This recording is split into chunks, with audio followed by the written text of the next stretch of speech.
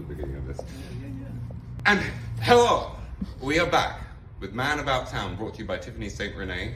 And I am here now at 4501 West Pico in Los Angeles with none other than the legendary Nick Metropolis. How you doing? I don't know how legendary, but that's very kind of you. As far as I'm concerned, legendary. Now, it's important to note that this is one of the top requests from Tiffinni for a business that I visit, and was one that I was really excited to get done. But here I am with Nick, and I've only just had a little quick look around, but already it's a feast for the eyes. Thank you. However, your story is very interesting to me. And do you mind sharing a bit with us about how you ended up here at this new spot? Well, the new spot, I go back to La Brea, which I was for 26 years, that very famous corner. 26 years there. 5 years ago, someone bought the corner, and rent went to $24,000 a month. My wife and I tried for a year and a half. We went totally broke after being there that long. And then we moved to West Adams Boulevard, which it's a company that built USC Housing, and they kicked us out. But I actually had to live at that store for 4 years because we gave up our apartments. My kids are at Santa Monica College, and I lived at that location for 4 years. No hot water. I'd be going to YMCA 5 days a week for a shower, and that's after spending $250,000. Then we moved to West Jefferson. They wouldn't renew a one-year lease.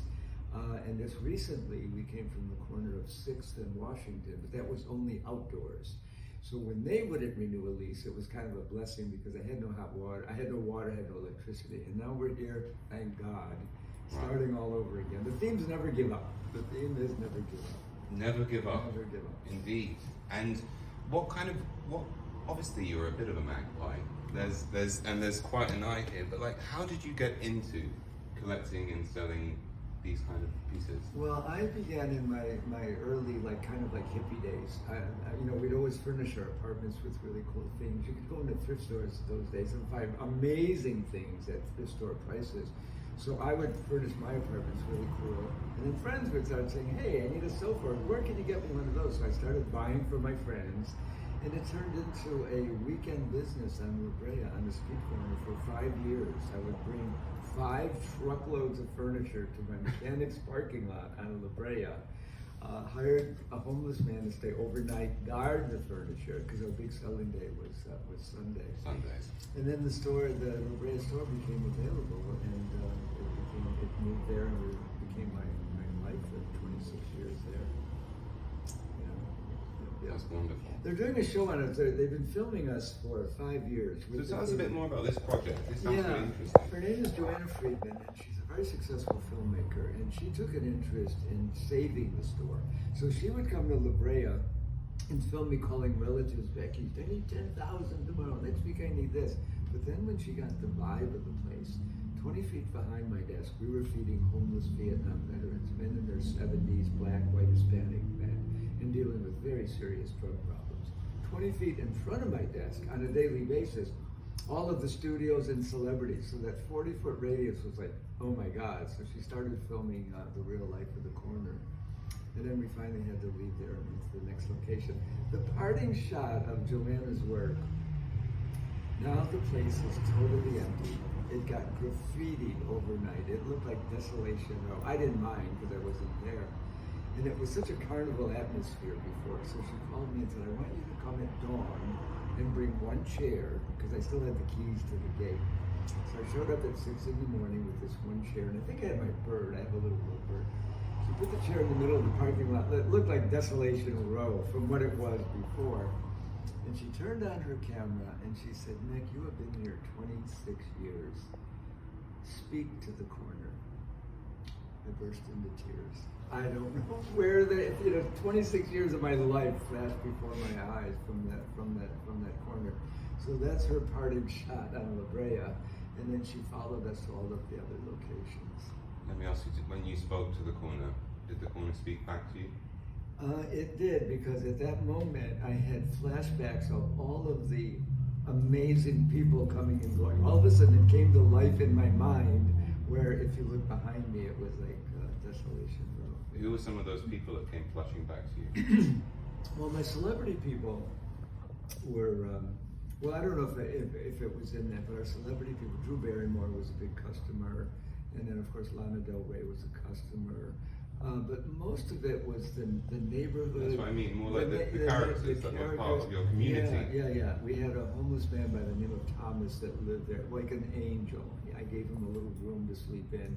And he would sit in the alley and give money to the other homeless. They'd say, Thomas, you're going to run out of money before the weekend, before the month. He goes, that's okay, Nick, I've got a place and they're on the street. So we had a lot of heartwarming moments that way.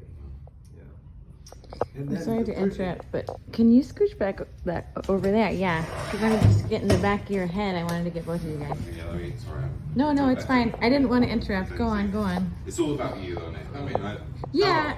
Gabriel Bruce, Man About Town, the Hollywood in Action Showcase, brought to you by Tiffinni St. Rene, none other than Tiffinni St. Rene, the Hollywood in Action Showcase. Here I am again, and we were just talking, and I was actually kind of enraptured by your story here. Thank you. Well, the homeless man, when we were selling on street corners, we would set up on Saturday 5 truckloads of furniture, but then we needed someone to watch the furniture overnight because our big selling day was on Sunday. And I met a man that was living in his car, and he would sit on that parking lot overnight and guard the furniture. When we got the La Brea location, he ended up working with me for 19 years. He was a homeless Vietnam veteran. And oh my God, Howard, the neighborhood loved him. Heart of gold. When he would make deliveries, the guard dogs liked him. But a couple of really sad moments, because I go back to the 60s. I saw him have a couple of flashbacks. I thought he was having a heart attack. He came back from Vietnam smoking 4 packs of cigarettes a day and serious drinking problem. And then one day he passed out on the floor. I thought, oh my God, he's having a heart attack with all these cigarettes. It was flashbacks from the war. He was in that war at 22 years old, but he was only cooking. He wasn't seeing action. And the one flashback, I'll tell you can keep this in or not, that happened was he had 3 days left in the military, and his platoon got attacked. So he found himself fighting for his life in a foxhole. And one of his best buddies had his head blown off, and it rolled to Howard's feet. And that was the flashback that every now and then he would go through. So the corner, again, the stories and what we got to experience in life, a lot of joy. But then when Howard passed after 19 years, his brother called me from Minnesota and said, I can't come to the funeral, but I'll tell you a story about Howard. He came back from the war, he was 23, and one day he was sitting on a sofa and tears just started coming down his face. And the flashback there was, because he was a cook, it was all the Vietnam kids going into the garbage to get food, and that was Howard's other flashback. So again, not just me, but these stories that haven't ended at that corner because they're ongoing with our other locations, is just a miracle to my life. Well, and that's the real miracle is the human history that gets told, the community that's built, and that these stories that are shared and retold, and so that we don't forget about the experiences that our brothers and sisters go through. And that's a place like this, and you think about the human history that's involved in the collation of items and showing respect to our history, our joint history through what you're doing, not just by building community, but also by preserving some of the historical. Well, I'm just that channel. I feel very blessed that comes through me. For example, with civil rights, we're known for our letters, and we would comment with them a lot. So we had George Floyd's name out there, we had Eric Garner's name out there. A lot of people have forgotten Eric Garner, but he's the first person who said, I can't breathe, and he was selling cigarettes on a street corner in New York for $1 when like 9 cops put him in the chokehold and he died. So we, with the filming that's being done on that, the series, 75% is pretty comical, but 25% is also reminding people of what's really true in life and that we've experienced. I find that balance to be about right in my experience of life. About 70% comical and 25% horribly depressing. Yes, that's life for you, right? Yeah. No, on a good day, Right. And we're blessed. We're blessed when we get that. Totally. And so tell us a bit more about the letters. Was letters something that you always collected? If you don't mind, I'm going to. Yeah, the letters have an amazing story. That's what first brought me into your old shop. I think was seeing the letters outside. Yeah. Well, are you being serious right now? We buy from a lot of Hispanic gardeners. I know about 20 of them. Yeah. And the client will give them a patio set or something. They sell it and keep the money. And we love them dearly. Yeah. They come to me, they're keeping food on the table. Well, one day about 10 years ago, a gardener pulled up with 25 beautiful channel letters. And I said, what do you do with those? He goes, I scrap them. I said, how much do you get for them? He was getting 11 cents a letter because he was getting money just for the tin.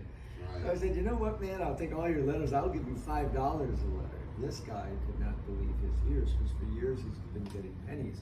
So he told all of his friends in sign demolition, Nick Metropolis buys letters and pays well, so which are now a world phenomenon. I've sold to a shop in France, and letters are just a really world phenomenon. They began all with that humble gardener. With that 10 one years ago. Hispanic gardener. 10 years ago. 10 years ago. Yeah. And then that shows again these human connections and how they grow and build into something more. Yeah.